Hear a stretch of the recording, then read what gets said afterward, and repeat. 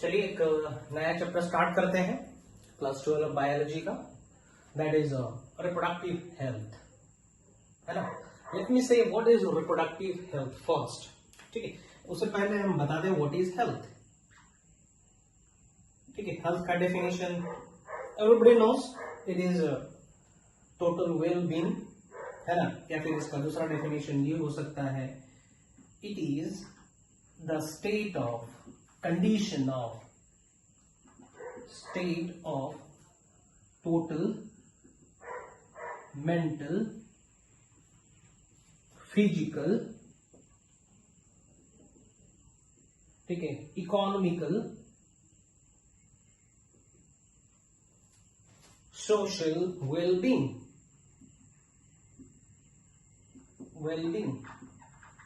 that is called health. Now, what does the term reproductive health means?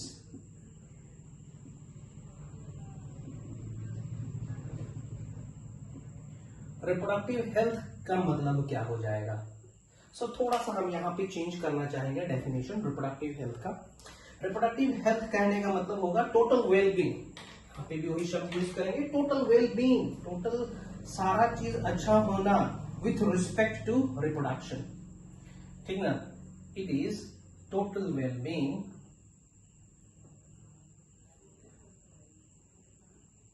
ठीक ना, total well-being with respect to reproduction, ठीक ना। इसको हम लोग कहेंगे रिप्रोडक्टिव हेल्थ, मतलब अच्छा रिप्रोडक्टिव हेल्थ कहेंगे। इसको लेमन भाषा में या चलता फिरता भाषा में यही बोलेंगे। रिप्रोडक्टिव हेल्थ कहने का मतलब बढ़िया सेक्स लाइफ होना, ठीक ना, हेल्दी चाइल्ड का रिप्रोडक्शन कर पाना, अच्छे से बच्चे का पालन पोषण करना, अच्छे से प्रेगनेंसी को सस्टेन करना, ठीक ना, बिना किसी प्रॉब्लम के, बिना किसी रुकावट के, है ना। बर्थ से पहले क्या बोलेंगे, एम्ब्रियोसेंटेसिस हो जाए, जांच हो जाए उसका कि जो गर्भ में बच्चा पल रहा है वो कोई डिफेक्ट के साथ नहीं पल रहा है, ठीक ना। सेक्स डिटर्मिनेशन ना होना, that is included in the reproductive health. Sex determination इसलिए हम बोल रहे हैं क्योंकि वो आज के डेट में ये प्रैक्टिसेस हो गए इसलिए। So it is total wellbeing with respect to reproduction, pregnancy, childbirth, postnatal care, है ना। चलिए, so what things which we will learn in this chapter, ठीक ना। एक ब्रीफ हम बता दे रहे हैं क्या क्या चीज हम इस चैप्टर में डिस्कस करेंगे। So, in this chapter we will study problem and strategies,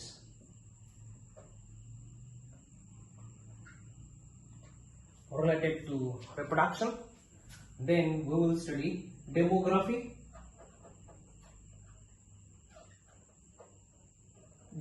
that is human population growth, human population growth. Then we will study strategies, ठीक है, to control the population, birth control,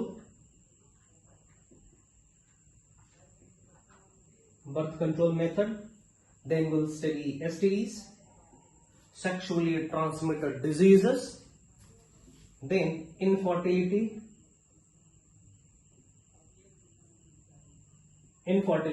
and then finally we will learn assisted reproductive technologies.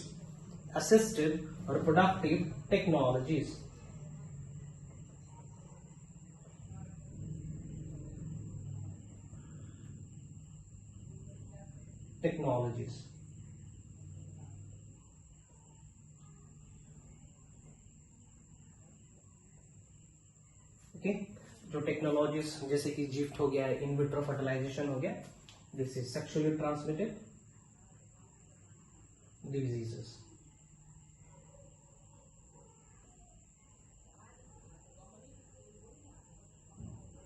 Okay, this things will deal in this chapter. तो सबसे पहले हम start करते हैं किससे, problems and the strategies related with reproductive health.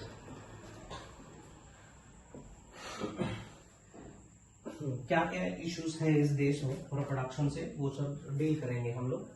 So problem and strategies.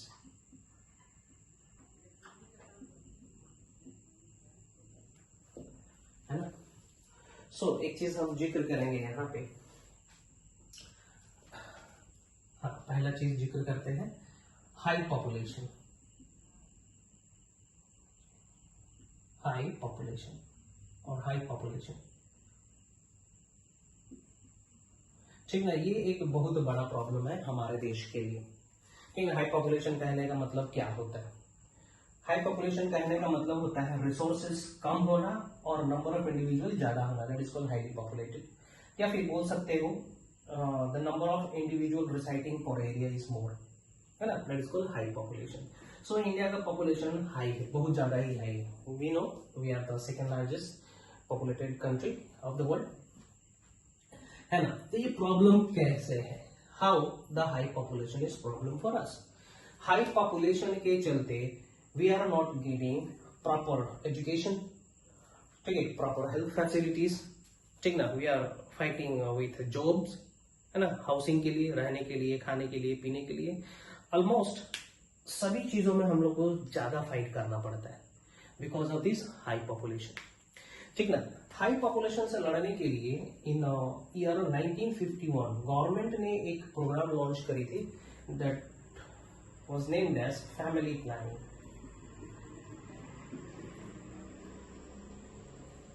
ठीक है, population control करने के लिए फैमिली किस तरीके से होना चाहिए, कितने बच्चे होने चाहिए उसमें, इस सब से रिलेटेड एस्पेक्ट्स के लिए, कामों के लिए उन्होंने एक प्रोग्राम लॉन्च करा था, फैमिली प्लानिंग, है ना। जैसे कि 5 ईयर प्लान होता था, 10 ईयर प्लान होता था, ये भी एक प्लान था, है ना। बाद में this family planning was renamed as reproductive and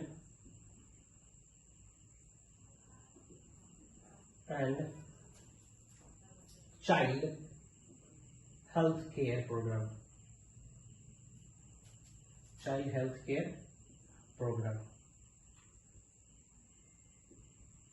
ठीक है, RCH, reproductive and child health care programme में बदल दिया गया इस प्लान को। सो हाई पॉपुलेशन से प्रॉब्लम है, तो इसका स्ट्रैटेजी क्या है? स्ट्रैटेजी ये है कि लोगों को बताया जाए स्मॉल फैमिली होने का बेनिफिट क्या है, ठीक है, कम पॉपुलेशन होने का बेनिफिट क्या है। सो दूसरा प्रॉब्लम और स्ट्रैटेजी बता रहे हैं सेक्स एजुकेशन, ठीक है। The people, the students, they are unaware of the proper meaning of sex, है ना।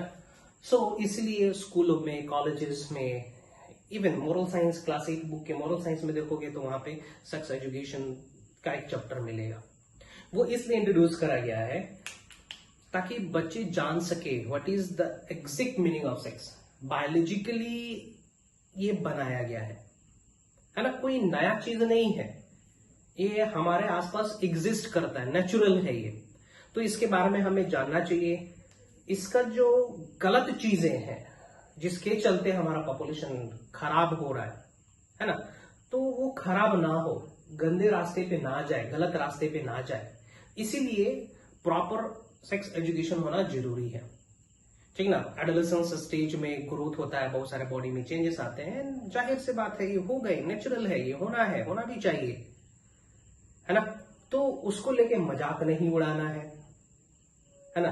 सो प्रॉपर जानना जरूरी है कि ये ऑर्गन्स का डेवलपमेंट क्यों हो रहा है, क्यों बनाया गया है, ठीक है, ताकि पॉपुलेशन आगे बढ़े, है ना, ताकि ये जो ह्यूमन चेन है ये आगे बढ़ता रहे, इसलिए वो चीज बनाया गया है ना, एक्सप्लॉइट करने के लिए नहीं।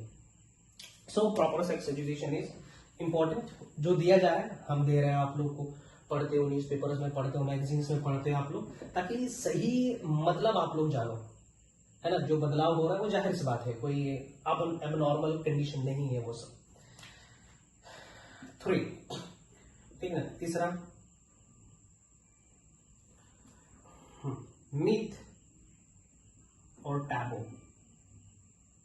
ठीक है। मिथ और टैबू कहने का मतलब कि इसके बारे, हाँ, ये भी एक प्रॉब्लम है। गांव में क्या होता है, even often the female are blamed for giving birth to the girl child, तो ये जब पढ़ाएंगे हम लोग ना, तब जाके ये मिथ हटेगा, नहीं पढ़ाएंगे तो नहीं हटेगा।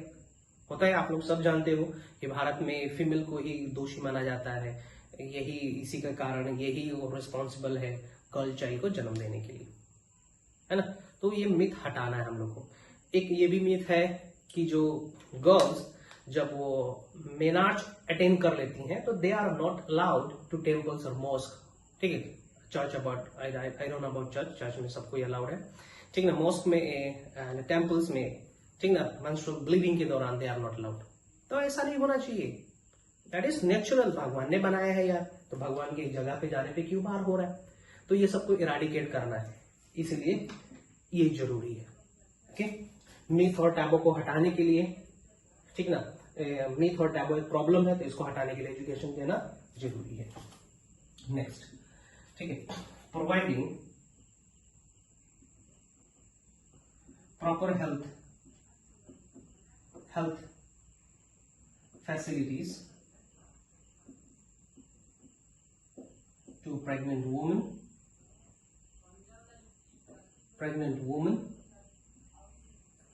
and post natal care to both mother and baby. Okay, होता क्या है, फीमेल को बहुत कम प्रिविलेज दिया जाता है हमारे देश में, लेकिन ऐसा नहीं होना चाहिए, ठीक है। Because female she bears the baby for 9 month, और यदि बेबी हेल्दी ना हो तो हेल्दी बच्चा जन्म नहीं लेगा, तो बच्चा हेल्दी नहीं होगा तो अच्छा हेल्दी इंडिविजुअल नहीं होगा, हेल्दी इंडिविजुअल नहीं होगा तो हमारा देश आगे कैसे बढ़ेगा। सो इसीलिए खास करके, ठीक ना, जो अंडर प्रिविलेज्ड वुमेन है, प्रेगनेंसी के दौरान उनको स्पेशल केयर देना चाहिए, ठीक ना। और सरकार ने उनके लिए बहुत सारे प्रोग्राम भी लॉन्च किए हुए रहते हैं, उनके लिए डिस्पेंसरी में स्पेशल वार्ड्स होते हैं, होना चाहिए, नहीं है तो होना चाहिए, है ना। होता है, प्रेग्नेंट वुमेन का चार्ट, डाइट चार्ट प्रेजेंट रहता है उस डिस्पेंसरी में, गवर्नमेंट कुछ कुछ चीजें देता भी है फ्री में उनको यूज करने के लिए, ठीक है। बच्चे का जन्म के बाद, ठीक है, मदर का हेल्थ पे ध्यान रखना जरूरी होता है, बेबी का ध्यान रखना जरूरी होता है ना। ब्रेस्ट फीडिंग का बेनिफिट्स क्या है, ये सब बताया जाता है। सो इतना ही नहीं, और कुछ कुछ है, जैसे कि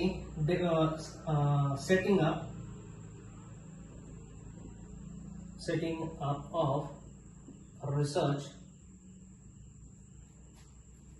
एंड डेवलपमेंट प्रोग्राम,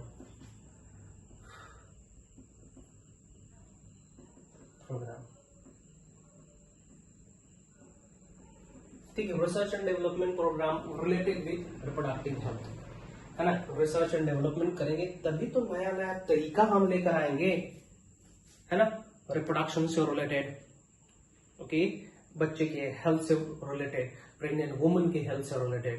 यस, एक एग्जांपल दे रहे हैं, सीडीआरआई लखनऊ ने, central drug research institute Lucknow, ठीक है।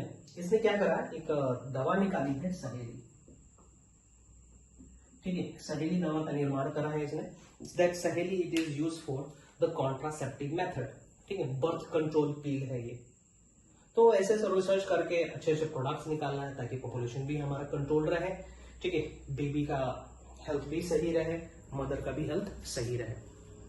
Okay, now I am using another term that is amniocentesis, ठीक है। एमनियोसिंथेसिस का हम प्रीवियस चैप्टर में भी यूज कर चुके हैं, recall that one and tell me what is एमनियोसिंथेसिस।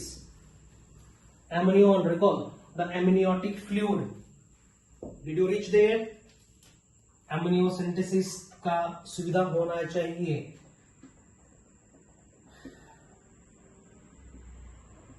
एमनियोसिंथेसिस, just recall the, for example this is the womb, ठीक ना, ये प्लासेंटा, यहाँ पे ये क्या था आपका एमनियन, याद आया, एमनियन के बाहर क्या था, कोरियन था, और यहाँ पे क्या है, this is the fetus, okay. This fetus is floating inside a liquid. That liquid is called, yes, amniotic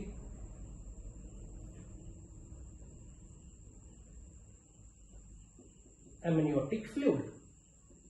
Okay, this fluid is known as amniotic fluid. Now what does the term amniocentesis means?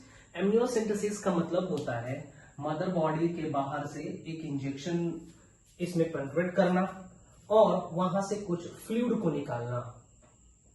Fluid को निकालते हैं। Actually इस fluid के अंदर बहुत सारे degenerated stem cells present रहते हैं। क्या प्रेजेंट रहते हैं? Degenerated stem cells.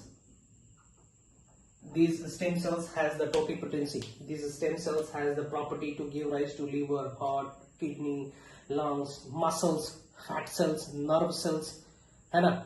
ये सब कुछ जन्म दे सकते हैं। तो इसका बहुत अच्छा इस्तेमाल भी किया जाता है, ठीक ना, to grow a new organ of this baby. जब ये अडल्टहुड में कन्वर्ट हो जाएगा, यदि उसका हार्ट फेलियर हो गया, कुछ भी हो गया, यदि प्रिजर्व करके रखे हैं हम स्टेम सेल तो उसे ग्रो कर सकते हैं।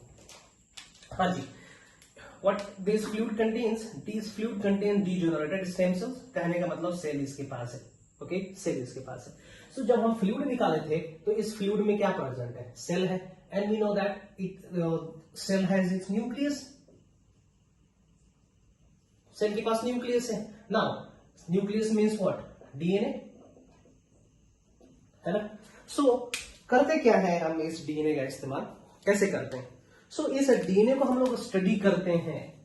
इस डीएनए को स्टडी करते हैं, जांचते हैं, परखते हैं, देखते हैं कि इस डीएनए में कहीं गड़बड़ी तो नहीं है, म्यूटेशन तो नहीं है। अब मान चलो डीएनए में कहीं गड़बड़ी है, म्यूटेशन है, नॉर्मल डीएनए नहीं है, it means what? It means what? This growing baby is not fit. इसका डेवलपमेंट सही ढंग से नहीं हो रहा, कहीं कुछ ना कुछ उसमें डिजीज होगा, कंजेनाइटल डिजीज होंगे, ठीक ना, या फिर हो सकता है फोकोमिलिया हो, है कि नहीं? सो क्रोमोसोमल डिसऑर्डर हो। तो उस केस में हम क्या कर सकते हैं? We can go for abortion. Okay, abortion गिरा सकते हैं इस बेबी को, क्योंकि ये बेबी अच्छे ढंग से जन्म लेगा ही नहीं। हाथ नहीं होगा, पैर नहीं होगा, आंख नहीं होगा, है ना, दो एक साथ ज्वाइंट हो रखे हैं। तो ऐसे बेबी को लेके क्या फायदा है ना? ऐसे पॉपुलेशन देश को आगे नहीं बढ़ा सकते, है ना, विथ फ्यू एक्सेप्शंस। इसीलिए हम क्या करेंगे? इसको अबॉर्ट करके निकाल देंगे ताकि गड़बड़ी बच्चा पैदा ना हो, है ना? ये एक तरीका हुआ। हाँ, ये तरीका पहली बार इंट्रोड्यूस हुआ था जापान में। नागासाकी हिरोशिमा में जो बम ब्लास्ट हुआ था उसके चलते वहां पे बहुत ही डिस्टॉर्टेड बेबीज का जन्म हो रहा था। तो उससे निजात पाने के लिए, in order to get rid of that situation, the Japanese they have invented this technique, ठीक ना? वो टेक्निक भारत में भी आया, लेकिन भारत में आज के डेट में ये टेक्निक इस्तेमाल होता है to know the sex of the baby. If it is girl child, finish it off, ठीक ना? ये मिसयूज है इसका। हाँ, amniocentesis to check the abnormalities in the growing baby, we use this. एक और हम टर्म बता रहे हैं यहाँ पे, दैट इज कॉल्ड परक्यूटेनियस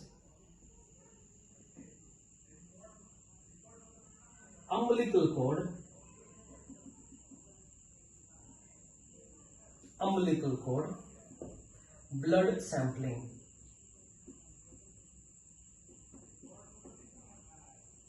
ठीक है,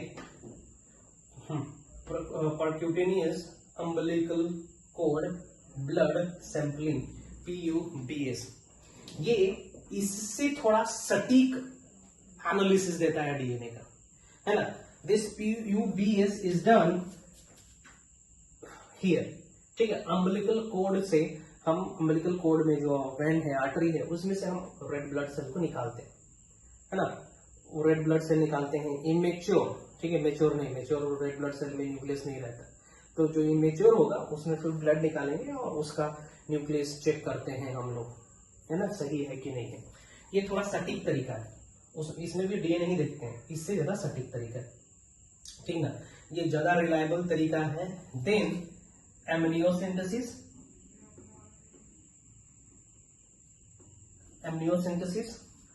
कोरियोनिक विली एनालिसिस और कोरियोनिक विली सैंपलिंग से, अल्ट्रासाउंड से,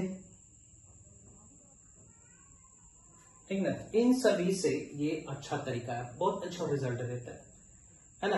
सो ये जब जरूरत होता है ना, थोड़ा रिस्की है ये। ओके, सो लगता है कि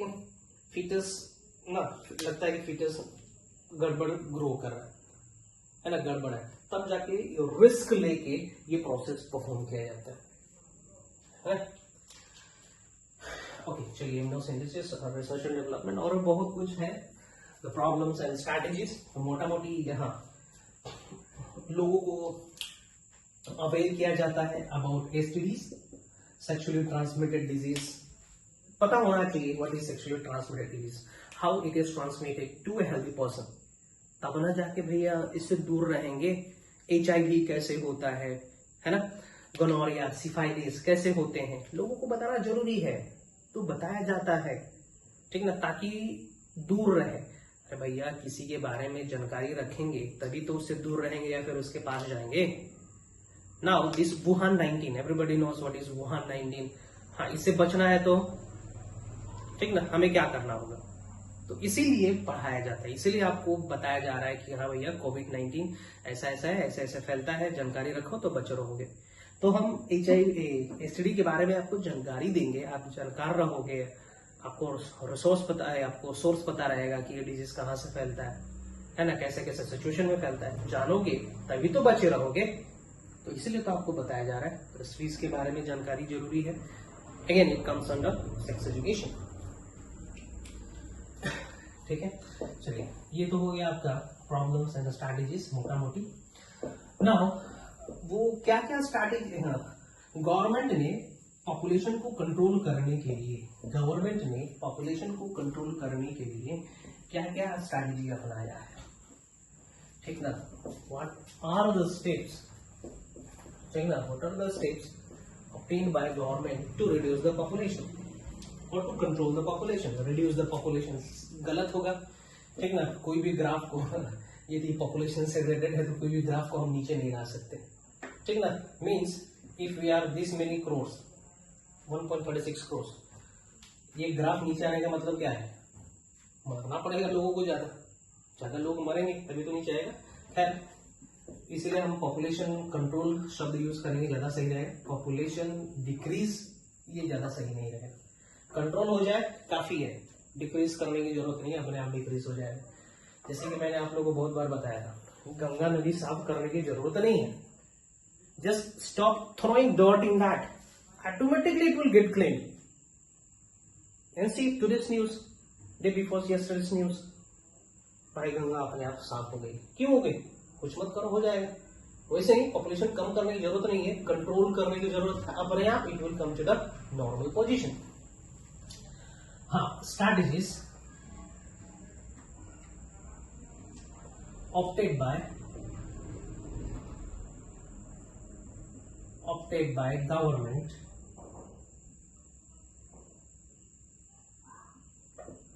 to control the overpopulation, or government should opt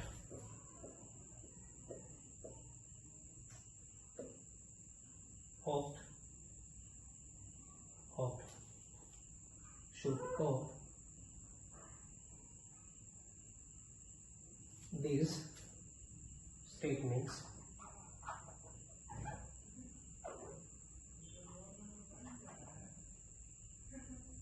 to reduce, to control population।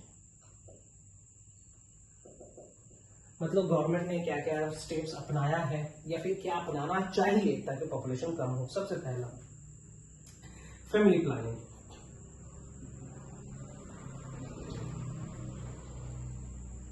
ठीक है। People must know what is family planning, उनको ये जानकारी होना चाहिए what is the benefit of small family, क्या बेनिफिट है एक घर में 2 चाइल्ड होने का, ठीक ना।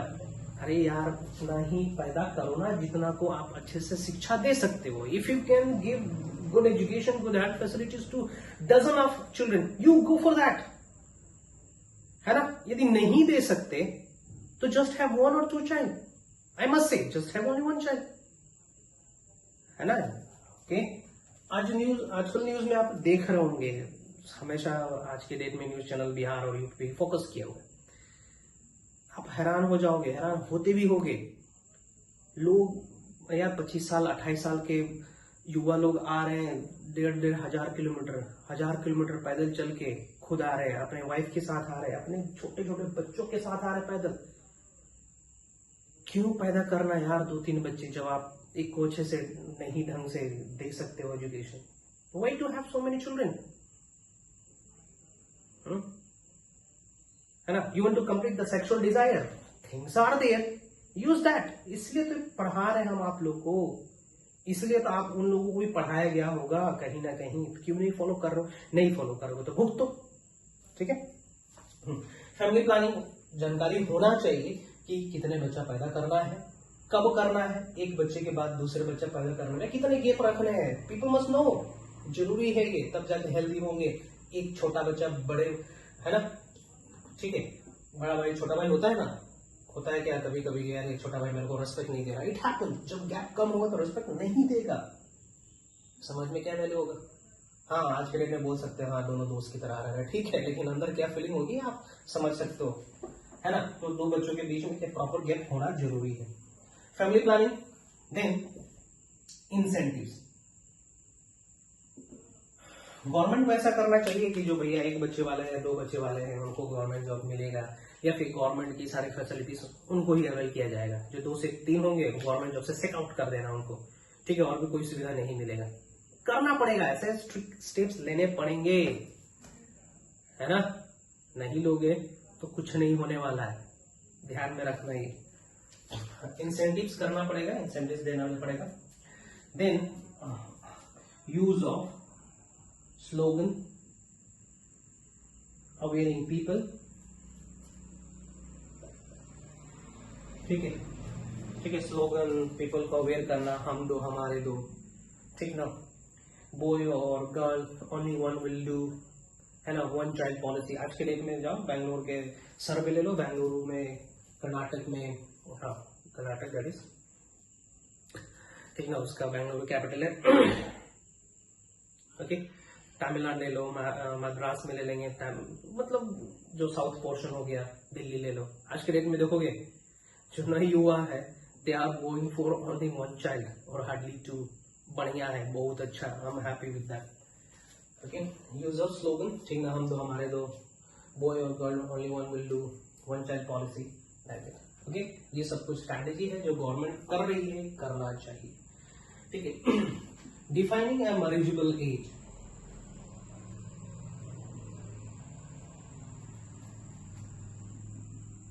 Marriageable age,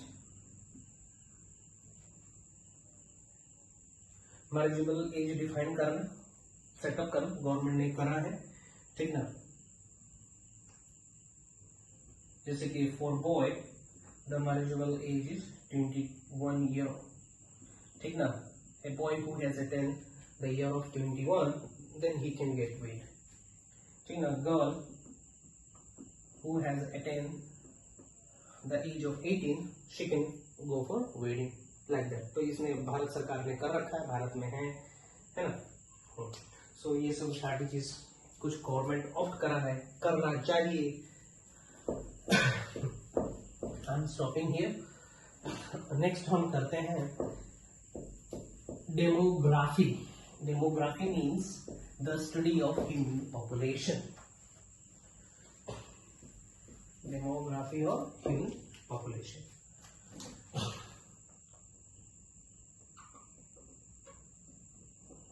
demography human population growth,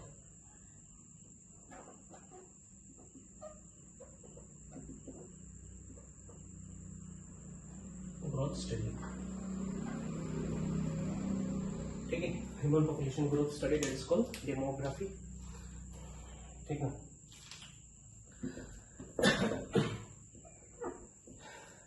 हाँ जी, वर्ल्ड पॉपुलेशन,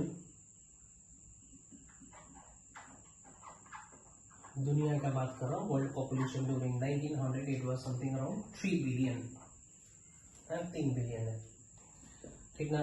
वर्ल्ड पॉपुलेशन 2000 के जिक्र कर रहा हूँ, ठीक ना। ये कितना हो गया था? बिलियन। अभी हम जिक्र करेंगे 2020 में इट हैज रीच्ड 7 बिलियन। आप वर्ल्डोमीटर पे चेक कर सकते हो,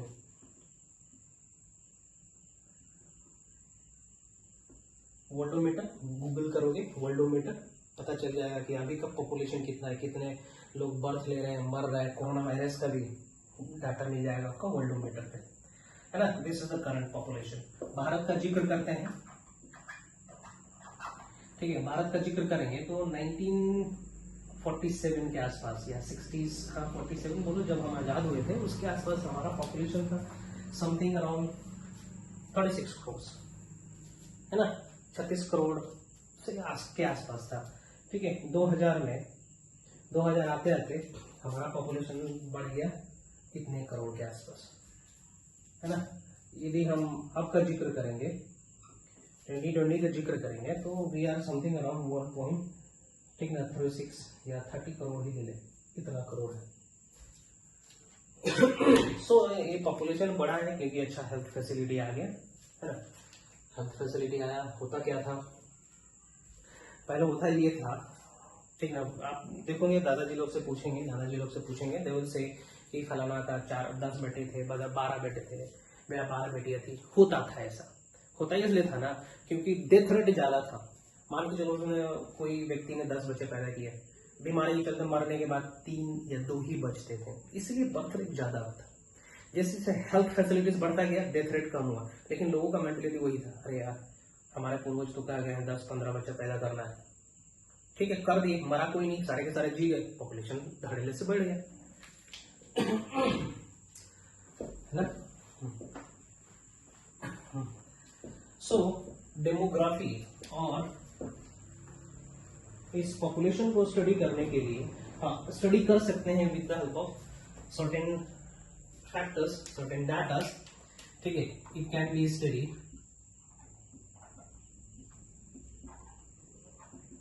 विद द हेल्प ऑफ कुछ पैरामीटर तो रखेंगे ना, कुछ तो तरीका रखेंगे, with the help of by measuring the annual average growth rate,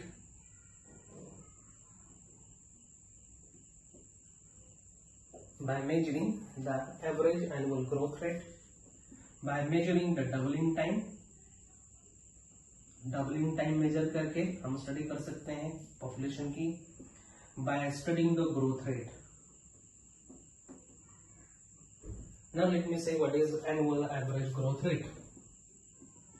Annual average growth rate के लिए, ठीक ना, इन परसेंटेज में निकालने का फॉर्मूला होता है, दैट इज बड़ा पॉपुलेशन माइनस छोटा पॉपुलेशन बाय छोटा पॉपुलेशन इंटू n इंटू 100, ठीक है। Let me see what is this p. P2 is current population,